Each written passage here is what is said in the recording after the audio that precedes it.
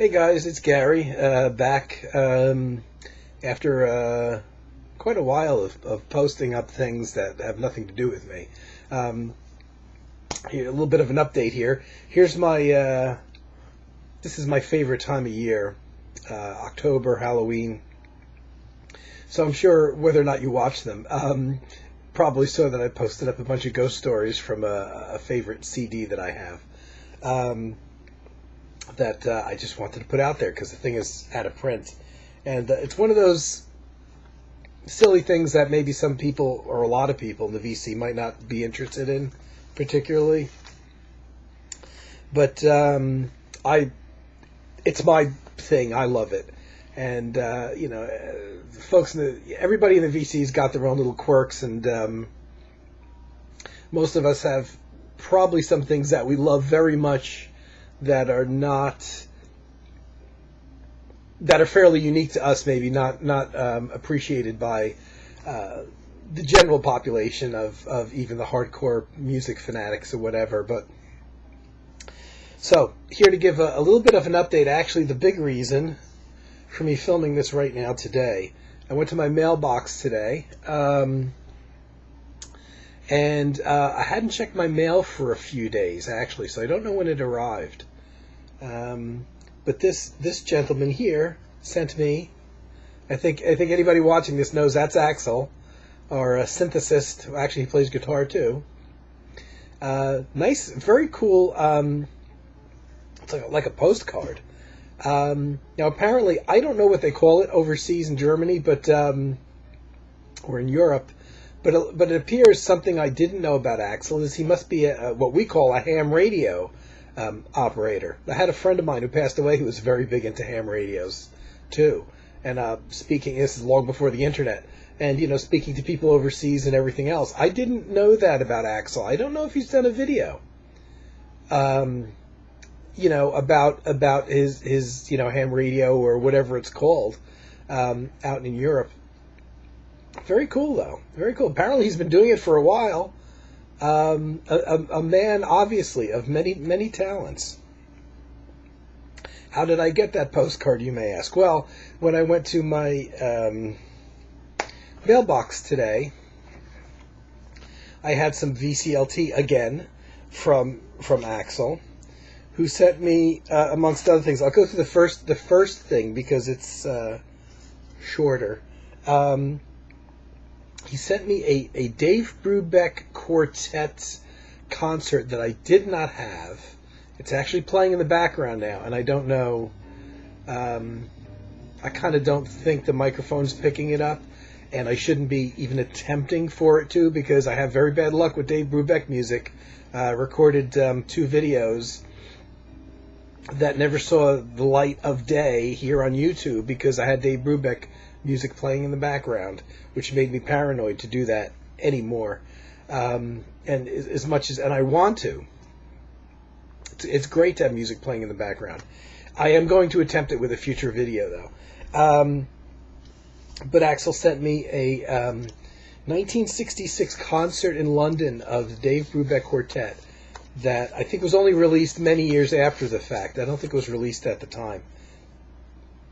And I think the band, that version of the quartet, which was the most well-known version of the quartet, with Paul Desmond on saxophone, and Eugene Wright on bass, and Joe Morello on drums. I'm sure they only went to 1967, actually, and they did do a couple. They did do a couple reunions. I don't know if all 4 of those guys were at the reunions, though. Whether it was a different rhythm section, that I'm not sure of.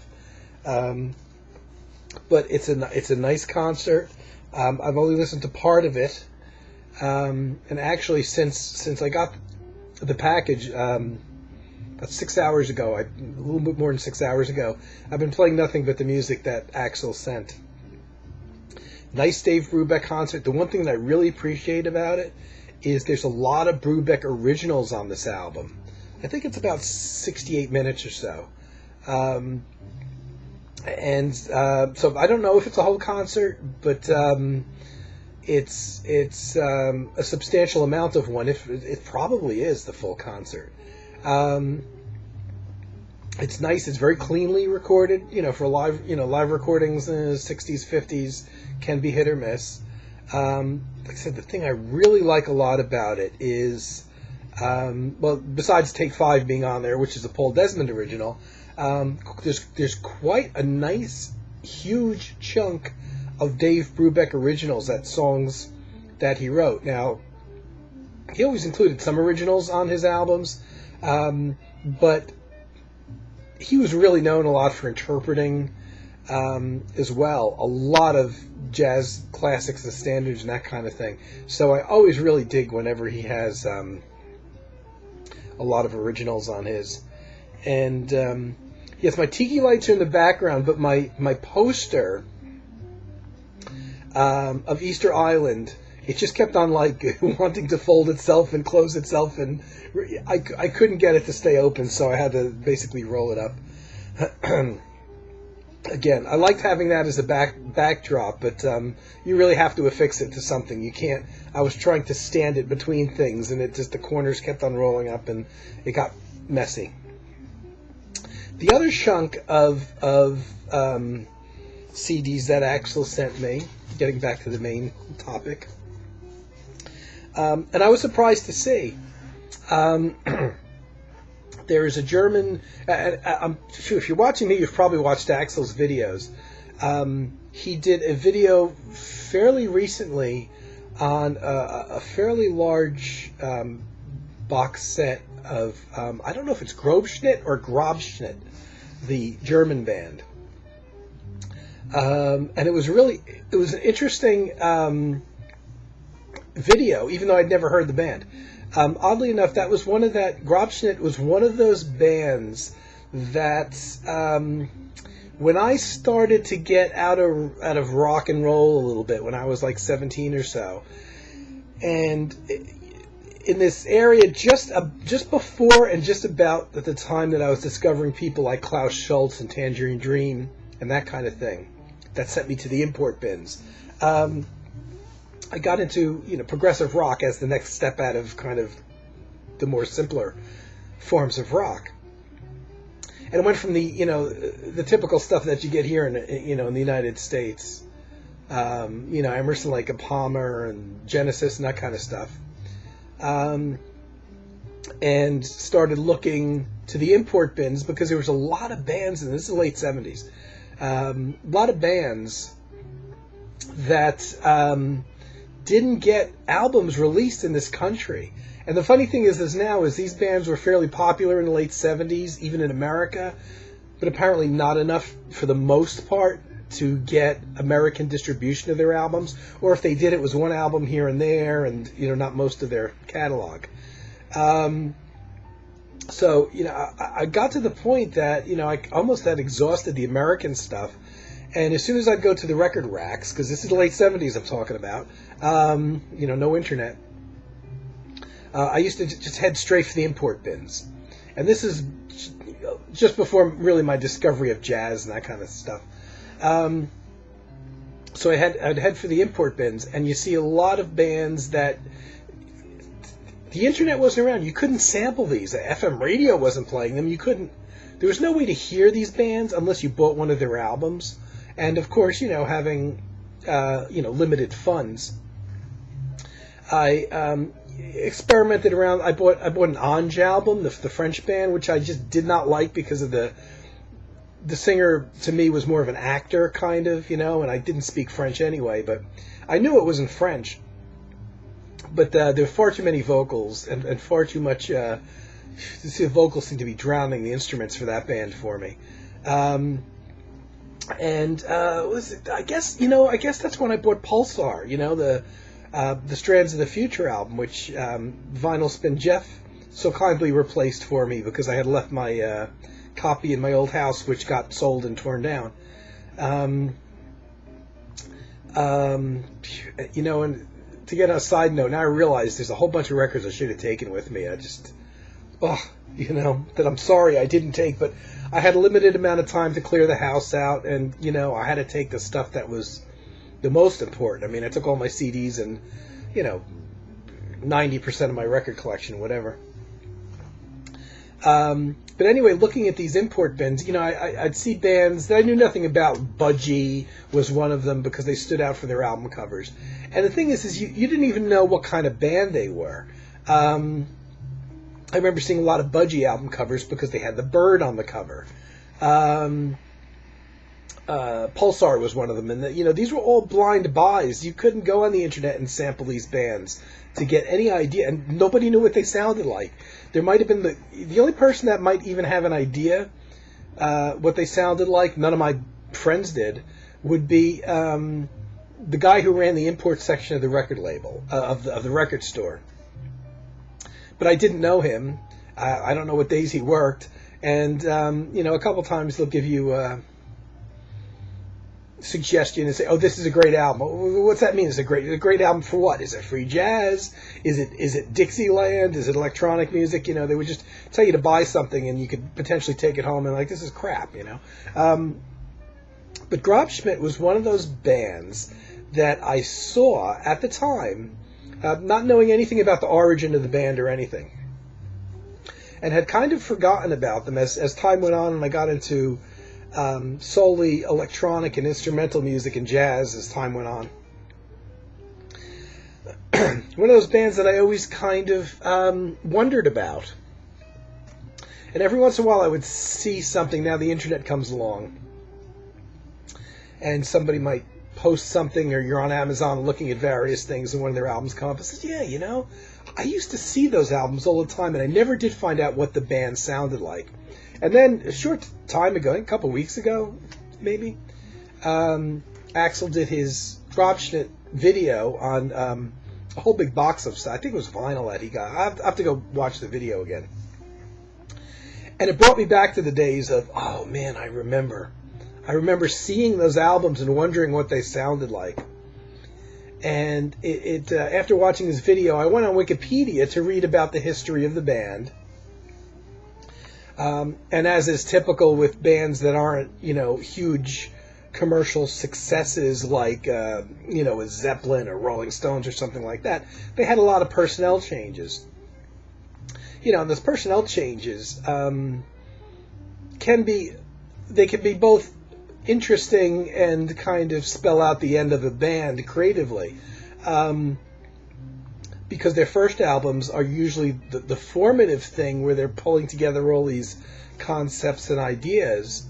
And a lot of times, those are the more interesting because they haven't fallen into a formula yet.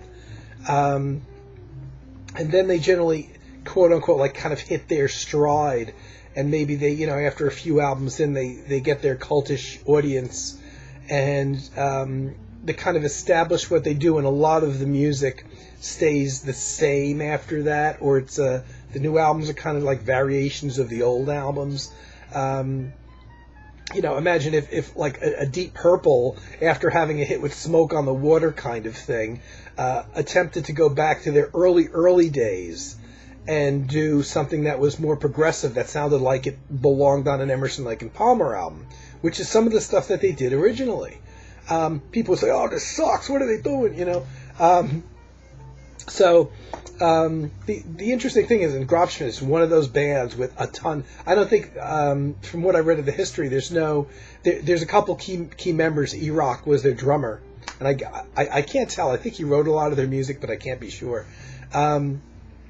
That was there from the beginning. Literally, the whole band changed around him, and oddly enough, the band continued after he left as well. So there's albums out there and tours done with no original members.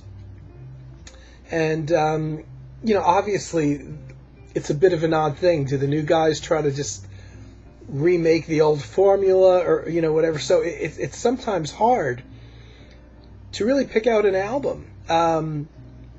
Not knowing, is this one of their tired retreads of the kind of thing that the band established that they did, and just kind of started remaking the same stuff over and over again, and all the original members are gone? Or is this one of their, early formative albums where they were trying a lot of different things? Or was this one of their, early albums where everything clicked and they got everything together? So it's really hard to pick out a definitive album. and they're more in the, had I known what they sounded like, I probably would have picked them up after all. So after seeing Axel's video, thank you, by the way, Axel, for sending this to me, if I didn't say that already. So here's one of the albums he sent me, which was on the Brain label. Brain, more famous to me for Klaus Schulze. I'm pretty sure I would have seen, a lot of their early albums were the mid '70s, and the late '70s was when I was looking in these import bins. So this is really just about the time that I would have seen these albums, and a couple of them said, I think I've seen this before, but you're talking about memories from 40 years ago. And this one, I think it said this was their fourth album. Axel sent me like their first 5 albums.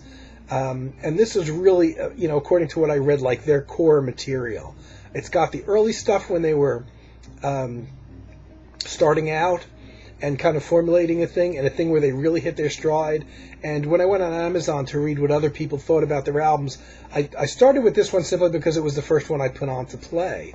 And a lot of people said it was the best one, their best album. What I like about them, even to this day, I don't listen to a hell of a lot of progressive rock anymore. Every once in a while, though, I do get in the mood to hear it. And I end up not playing it because the only things that I like I've heard a zillion times. Focus, Moving Waves, Genesis, Wind and Wuthering, Trespass by Genesis, that era of stuff. And I've heard them so much that it's like I could just hum the whole thing in my head, And I haven't, really gone... Well, the thing is progressive music was dead to me after the 80s. All these new progressive bands that came along in the 80s and 90s and afterwards, to me, are terrible.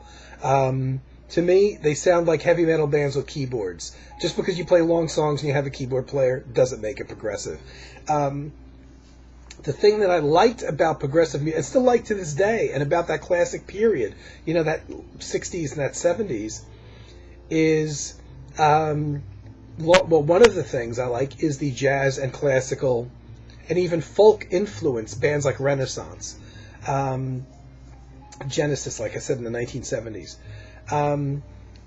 That folk, classical, jazz. This is not heavy stuff, What I hear in the 80s and 90s bands after that is I hear these metal guitar players. That's all I hear. I don't hear a guy that plays with any kind of subtlety at all. So I make no attempt to follow that stuff anymore. But it's nice now to have some music that I actually like, that stylistically I can appreciate, that's not... that's of that style of the 70s, when you had guitarists like Anthony Phillips in Genesis, with his acoustic passages. Steve Hackett in Genesis. A lot of people, if you hear Steve Hackett play, like on the Seconds Out live album by Genesis or in Wind and Wuthering, a lot of times his electric guitar you'd think is a synthesizer. There's a soft, non-distorted way that he played. Sounded very much like a Moog synthesizer at times. He also played, a lot of nylon string classical guitar beautifully. That's the kind of thing that I like about progressive rock. Jan Ackerman in Focus on the Moving Waves album, he's playing some beautiful classical stuff on there. If you ever heard Sky, the instrumental band Sky, kind of from the late 70s, early 80s. And that kind of stuff seemed to go away. And when progressive rock came back, it was, updated, which, okay, updated. But, none of that folk stuff that you had like the original Renaissance had.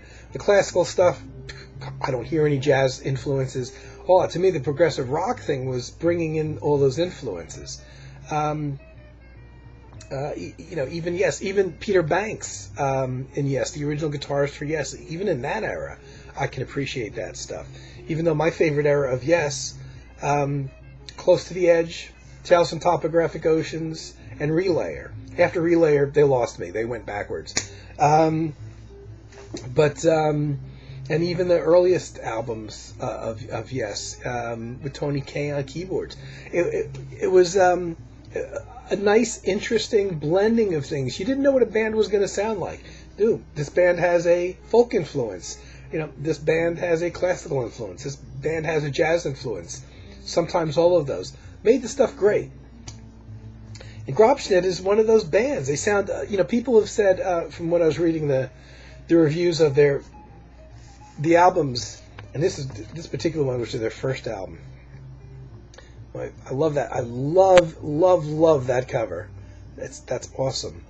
I like the fact that apparently now I gave all of these one quick spin, and I was in and out doing stuff in the room where it was playing. So my overall impression is not my final impression, but I like it, and it's really, really nice to have some new material from that era before the progressive bands, started using heavy metal guitar players, and about that era that I like. A lot of people compare them to Yes in some of their moments. Like I saw a lot of Yes comparisons for people reviewing this album. Definitely here, you have the Hammond organ sound, which is used quite a bit like Wakeman, but they're not as busy, not as dense as Yes. There's a bit more space in there.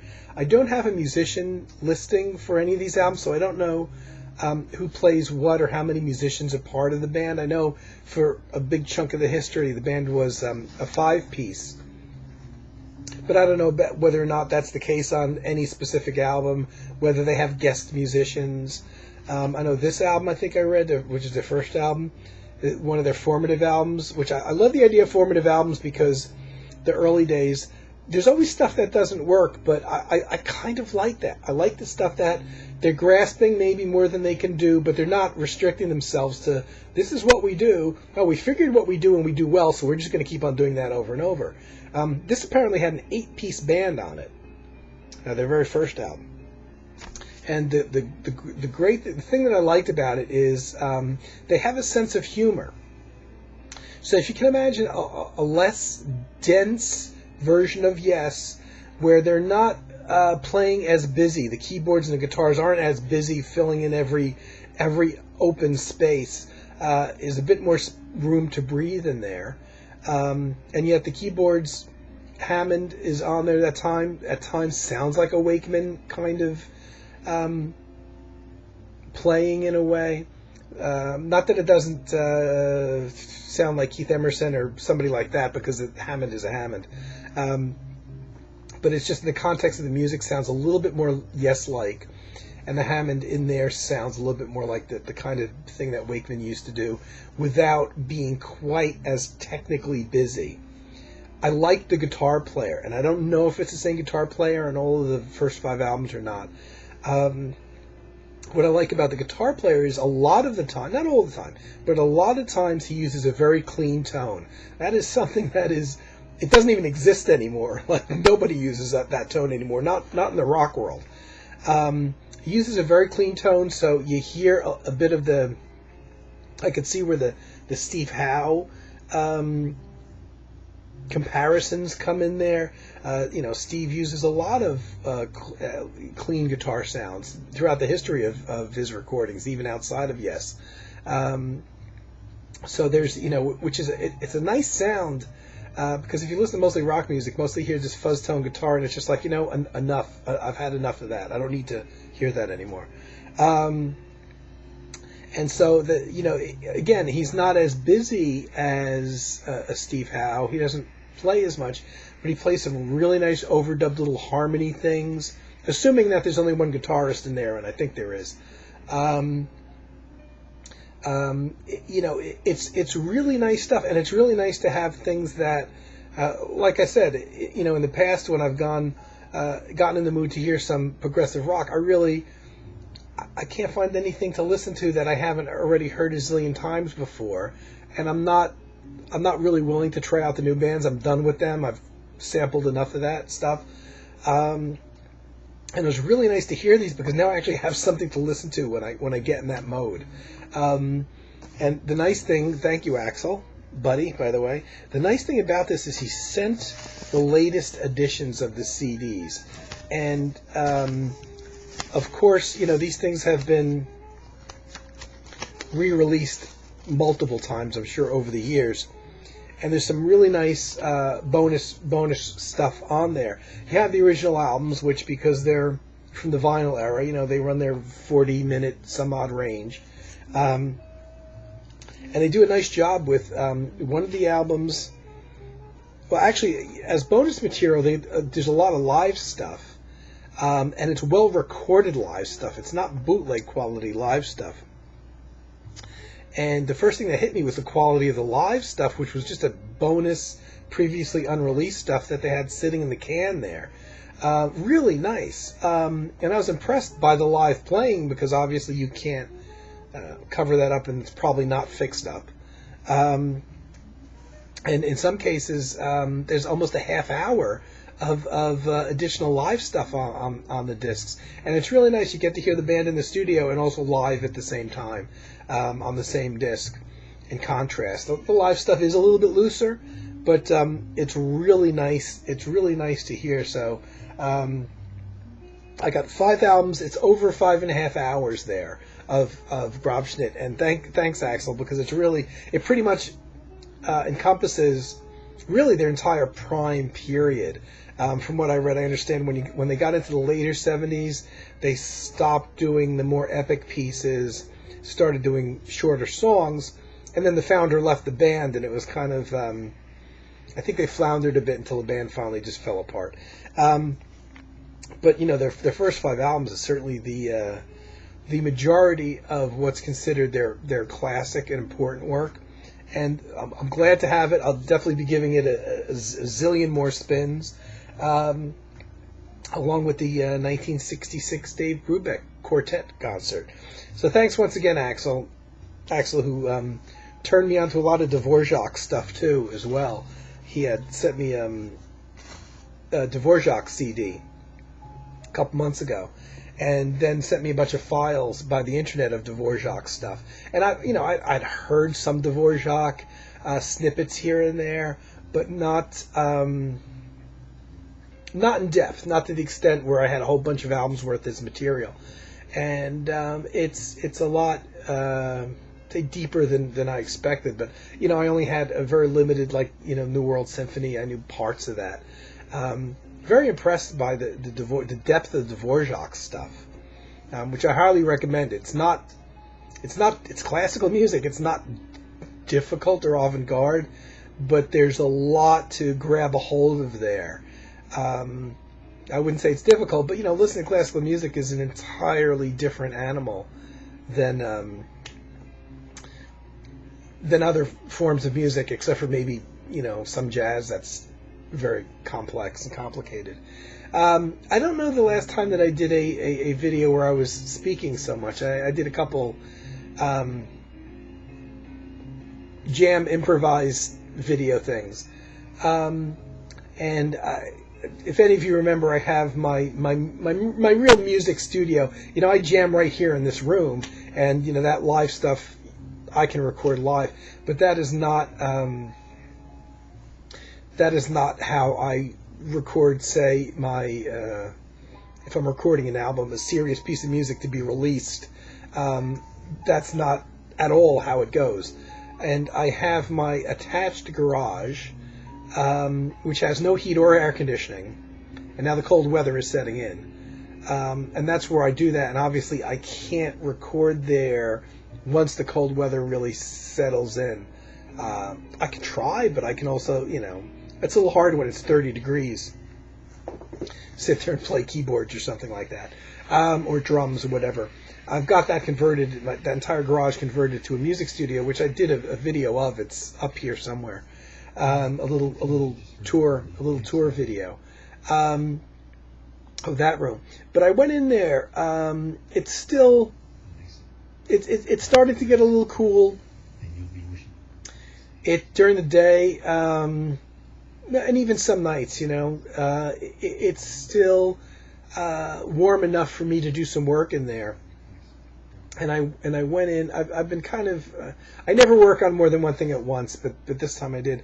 And I don't know if I did a video. I must have done a video on. I started working with virtual instruments and software, writing this big. I call it a classical piece. It's not complex like classical music. But what I did is, because I can use virtual instruments for the first time on software, I started working with software. I was writing a thing using only orchestral sounds. So I'm not going to play virtual synthesizers or guitars or drums, because I don't believe in that. If I can play the instruments, I'm going to play them by hand, no matter how poorly, on a recording. But I was conceptualizing this piece that I'm calling a classical piece, that was using just classical sounds, flutes, harp, orchestral strings, lots of horns and oboes and that kind of thing. That's a bigger project than I thought it was. And I was writing one piece for eventual release, and it will eventually get released. And I kind of stopped 2/3 of the way through. Not because I wasn't happy with the music, it's because my other life things are getting in the way. I haven't gone back to that. It's extremely mentally fatiguing. And I guess when it comes to pieces that I want to release to the public, there's two things. There's pieces that take a long time to record and create, and there's ones that are shorter, faster, easier to create. I got a little burned out doing this whole classical thing, and it's definitely going to see the light of day, because the stuff that I wrote I'm very happy with, and it's too good not to release, but it has to obviously be finished. And I went to my garage and studio, and I plugged in the electric keyboard and I started doing some recording just the other day. And it just so happened that the synthesizer sound sample that was set up on the keyboard, without me changing any settings, was a sound that really kind of inspired me. And I just started playing, and I was like, oh my god, I got to record this. And I did this little live keyboard thing. I'm not a keyboard player, by the way, but it's a very atmospheric synthesizer thing. I was very happy with the way it turned out, and it's just live too. And I decided that I was going to use that in a new piece that's completely going to be separate from the classical thing I've been working on. And I got the idea for several reasons. Working on that classical thing with virtual instruments and typing notes into a computer screen and then moving the notes around on the screen. It's such a completely different thing than playing an instrument and getting inspired by it and wanting to record a moment or a concept for a piece that you're playing by hand. And when I ended up with this 8-minute, essentially live, atmospheric synthesizer thing, I'm like, wow, I really like that. So what I decided to do, and because of encouragement too that I've received, I think what I'm going to do is put the classical thing aside for now, because that's going to take that piece is going to take a while to finish, but that's only going to be about 30 minutes, and I have to come up with a whole other long-winded piece that I'm going to pair on a CD. That's not going to be a classical thing to go with that. So that's one project that I think for right now I'm a little burned out on, and I haven't really been playing at all, with the exception of the only playing I've done I've put up on video. So you've seen all the instrument playing that I've done in the last, 6 months or something. But hitting that keyboard felt good to me. I came up with something that I've been listening to and replaying a lot since then. I still like it. And I think the next thing that's going to see the light of day in terms of me releasing it is, I think I'm probably going to do a synthesizer based CD release, and I'm it's probably going to be one big long piece with multiple parts and sections to it. I think that's how I'm going to go. And this 8-minute thing that I recorded, unless I change my mind down the line, I decide I don't like it, I think is going to be the conclusion of it. And I actually have a couple other little bits and pieces of keyboard things that I've recorded that I would have to overdub other parts on. But I think I'm doing it. I'm not sure yet if it's going to be all synthesizer or whether I'm going. Oddly enough, it depends on where the piece takes you. Instead of me conceptualizing the whole thing, which you don't have to do when you're playing. Yeah, for the classical piece, I have to conceptualize it before I play it. Very few happy accidents occur. When you're playing, though, sometimes you hit something and it brings you into a different realm.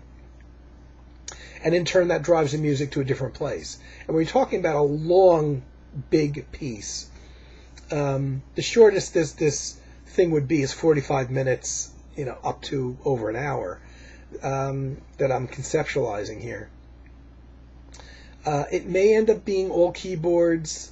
I do have one keyboard-oriented sequence, and I've never used sequencers before in any of my recordings, but I have a sequence that I like that I actually accidentally kind of created in when I was messing around with the virtual instruments. I might use that and just overdub some real keyboards and stuff like that on there. So I'm going to make this piece that essentially, in my view, it's one big long piece, but I'm probably going to break it down into sections. It's going to be primarily keyboards. I don't know if any guitar is going to make it on there. If it does, it'll probably be guitar synthesizer, so you really wouldn't be able to tell the difference between that and the keyboard. It depends, like I said, on where the music takes me, and it's going to be like a journey. But I may do. There may be some real, actual percussion, acoustic percussion in there as well, because there's one kind of basic idea that I had to include some world, hand drum kind of percussion things, and it's an idea I've had for years. It's nothing original. It's just something I've wanted to do and I haven't done, and I knew it's going to make its way into some large scale piece of mine someday, and maybe it will be this piece, maybe it won't. But I'm going to do this, and it's probably for me it'll be a much quicker thing than like the classical thing that I've been working on, because just my CD impressions a year, that took me 16 months to do. That's a really freaking long time.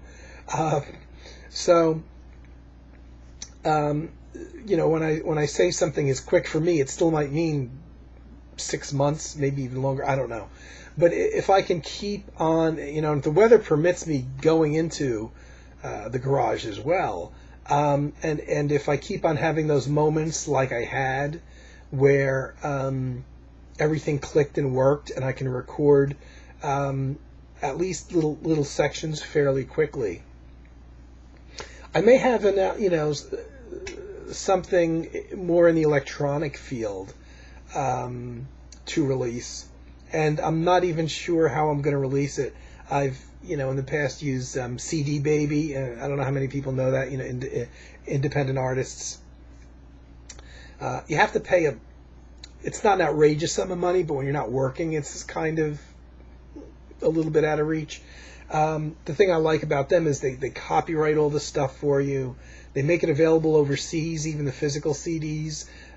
They set up the downloads with Apple and Amazon throughout the whole world, and Japan and everything.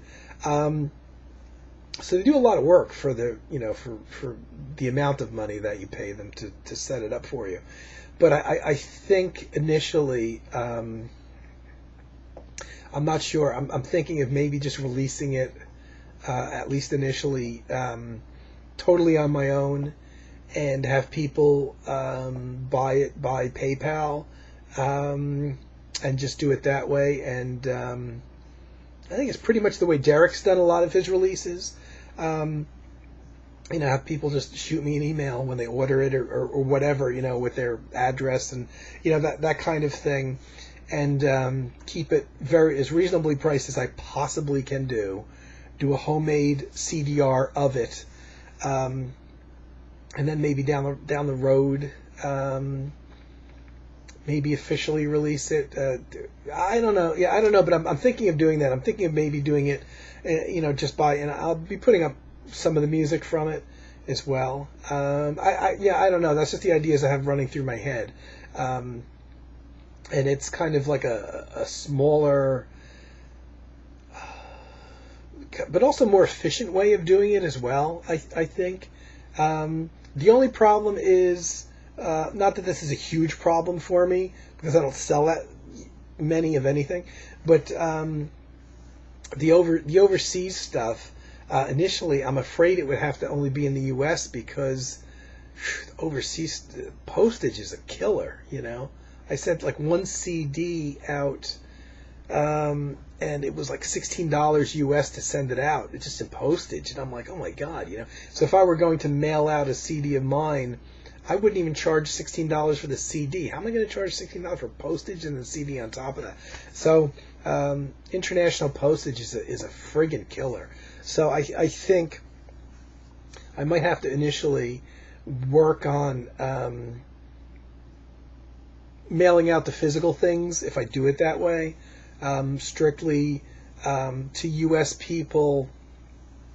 And the only other way around it for international people is either wait until I go through CD Baby later on, if I do. I'm not sure if I'm going to, and see if they can get a physical copy of it cheaper through like an Amazon in Europe or some place like that.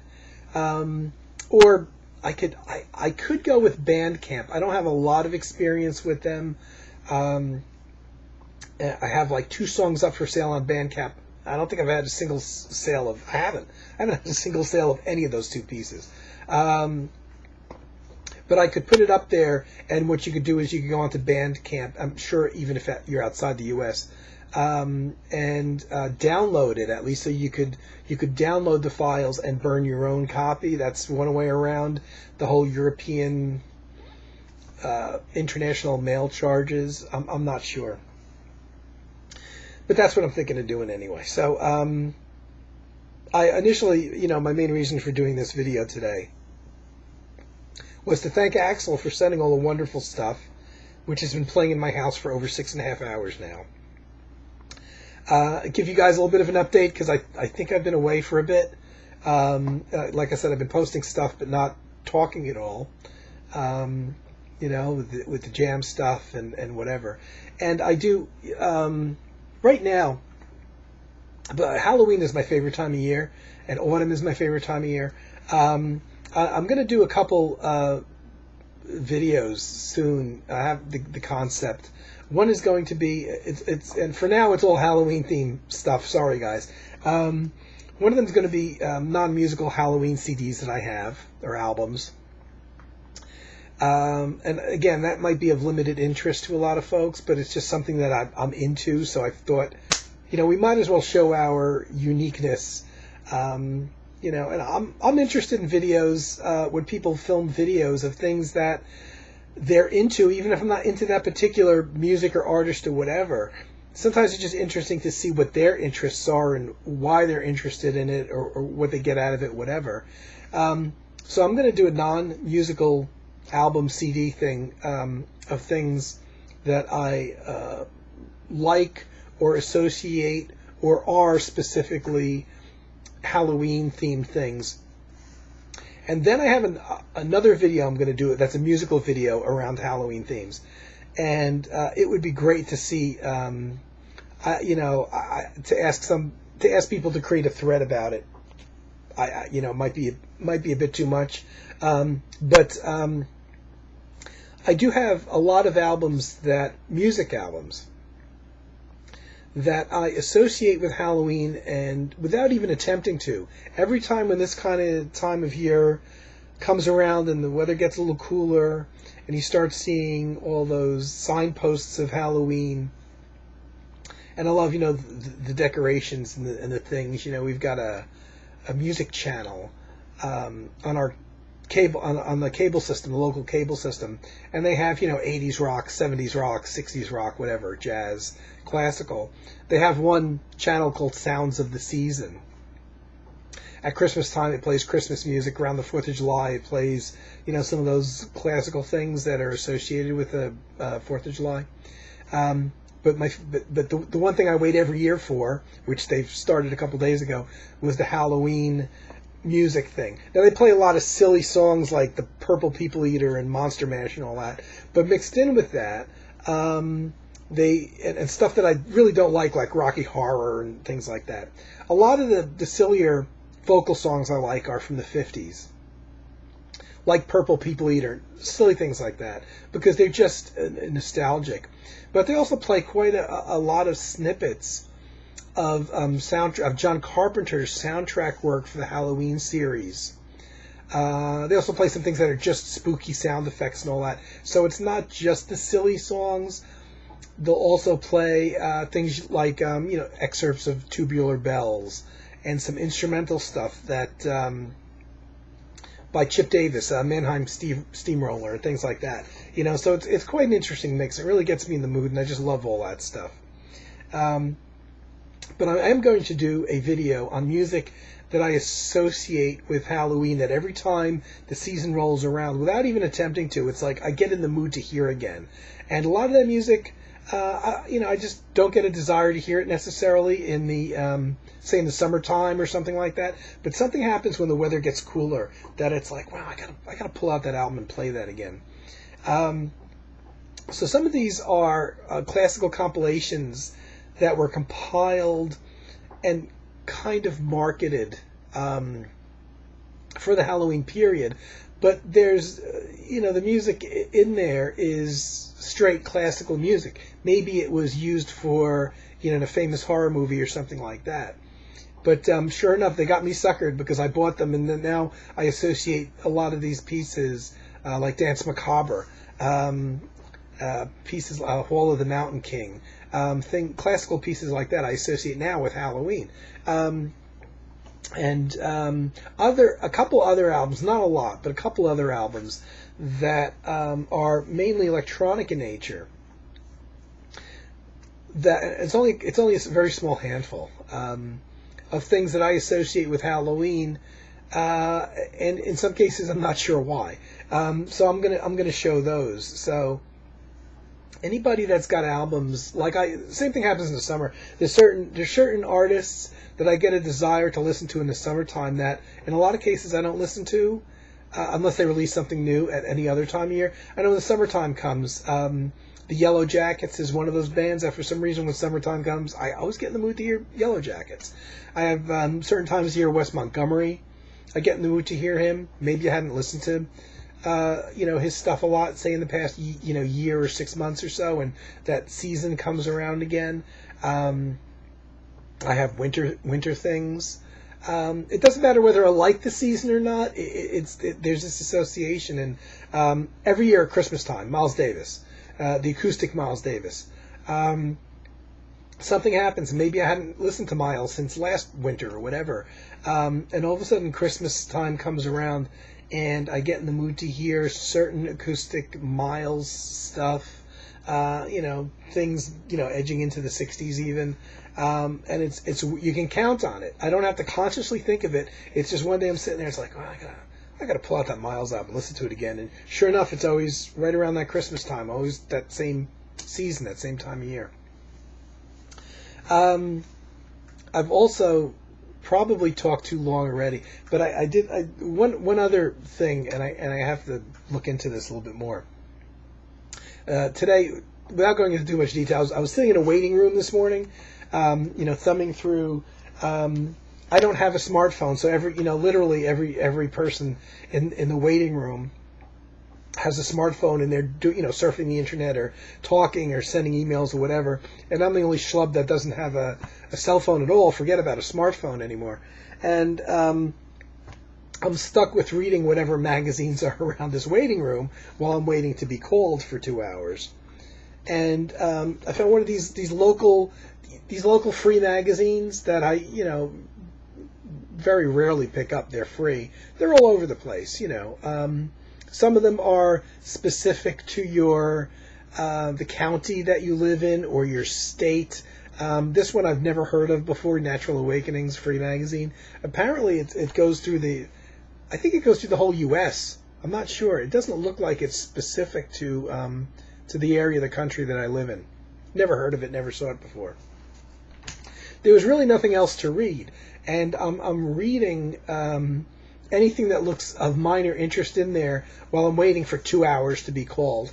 And I flipped through it once, read all the articles that I thought were interesting. Nothing's going on. They did have a TV with news on, but there was nothing going on there either. Flipped through it a second time, you know, read a couple more things, hoping that I would get called. Third time I flipped through it, though, something I had completely missed the first two times, and that is there's a college I live in a fairly small town now. I moved in basically February of 2013, and I didn't know this town all that well. I knew it was a nice town. I knew somebody who lived here, but I had come here, I think, twice before I started really looking to move here. And I still haven't driven around the town a great deal, so I don't know where anything in town is. I just know how to get out to the main highway and go wherever I have to go. But there's a college that I had never been by, a few miles away from where I live. I've never been down the particular area where they've located it. And it happened to list in the magazine that there's a series going on, and I missed this the first two times that I went through this magazine. See if I can find it now. It might be interesting to some of you. There's a center, like a presentation center where speakers go that sits, I don't know, 100, 200 people maybe, within this college. And I've never, until today when I drove by, I'd never seen the college, never even been on the street where it's on. It's a little bit, it's out of the way. It's not someplace you drive by on your way going anywhere. It's kind of out in the woods. And it's in a good location because you probably wouldn't be going down in that area unless you were going to go to the college for some reason. And they have a series of speakers coming. No big, you know, I'm sure every college does that. And they have covering, they call workshops and speakers, okay? And I don't really go. I have in the past gone to a couple of these things, but in general, I don't. So they have an author on meditation and writing is one particular thing. What else? A philosopher on they're doing a speaking engagement here on meditative practice, and this is an evening presentation thing. But the thing that blew me away, that amazed me, and it's funny because I almost missed it. I went through this magazine 3 times. On November 5th, no less than Pauline Oliveros is going to be there. How can I not go? Pauline Oliveros, who I didn't know ever traveled to this part of the country. I know she's done teaching and lectures in California. Usually the music colleges, the same ones that people like Terry Riley teach at, that's their core. And those people never ever leave that area. I think there's a lot of like Mills College, experimental avant-garde schools where people go to, and they're all in California, and that's where people like Terry Riley have been ensconced for years. And I didn't know that Pauline Oliveros ever did any kind of. It's not a music performance, apparently. She is doing a lecture on deep listening, which is the name of her band, but apparently it's not a music performance. That amazes me, and I just wonder. I have to wonder. First of all, how many people are going to even be aware that that's going on? And I don't know, here is like, I guess California is probably the only place in the country that you could probably go to and maybe expect to find serious music fans and musicians who might know who a Pauline Oliveros is. Here, I don't know what to expect.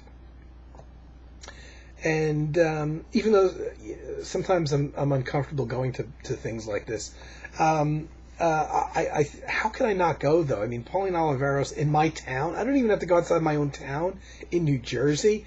I don't know what she's doing here. I don't think this is something she does very often. But at very least, I'm gonna bring a CD to get her to sign. I was just amazed at that, and it's so funny because just thumbing through this magazine 3 times. It took me 3 times thumbing through this from beginning to end to find that. So I haven't talked about anything, and it's almost an hour. So guys, hopefully you're all asleep by now.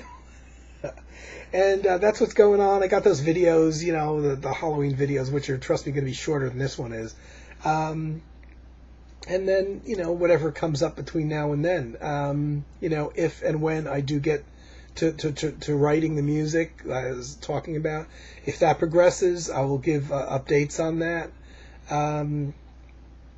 I'll at times I'll be posting, I guess, segments of it as they get done, or I'm not sure, exactly.